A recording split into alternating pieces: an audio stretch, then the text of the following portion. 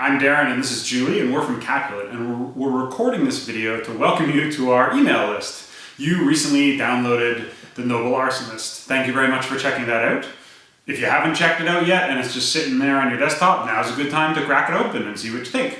In any case, we wanted to welcome you to our list with a couple of tips that didn't make it into the book.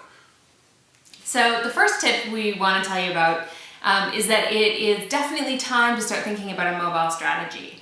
So if your website isn't already designed to work well on mobile, now's the time to think about that. There are a couple of web design techniques that you want to think about when you're doing a mobile site. The first is called responsive and the second is called adaptive. So I say the next step in getting started is to talk to your web designer about responsive and adaptive sites and get a good working mobile site for your organization up and running. Great, and my tip comes from The Onion through to Upworthy.org or .com. You should check out Upworthy, they're quite an interesting startup.